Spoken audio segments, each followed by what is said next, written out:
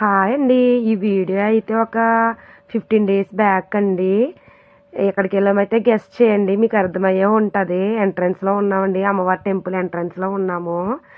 మా పాపకైతే అమ్మవారు అయితే పూసిందండి. అమ్మవారికి ఏదైనా మొక్కుబడి ఉంటే ఖచ్చితంగా తీర్చుకునేదాకా అయితే అమ్మవారు అయితే ఊరుకోరండి. అలాగే మా అమ్మగారు అయితే ఒక 4 ఇయర్స్ బ్యాక్ బాబుకి నాకైతే పొంగు చూపిందండి. అప్పుడైతే మొక్కుకుందంట, ఇలా గుడికి తీసుకొస్తానని మేము అనుకున్నాము. ఈ లోపల నేను ఒక 2 ఇయర్స్ అయితే బయటికి వెళ్ళానండి. ఇంకా మొక్కుబడి అయితే అలాగ ఉండిపోయింది. సర్లే కదని ఈ ఇయర్ వెళ్దామని ఈ లోపల అమ్మవారు అయితే పాపకైతే వచ్చిందండి. సరే కదని చెప్పి పాపనైతే ఒక 15 డేస్ దాకా ఇంకా స్నానం చేయించకూడదు కదండి. అమ్మవారు పూర్తిగా దిగిపోయిన తర్వాత అయితే అమ్మవారి గుడికి తీసుకొచ్చి ఇంకా తలనీలాలు అయితే కట్ చేస్తున్నామండి. 3 కత్తుర్లు అయితే ఇచ్చాము బాబు కంటే.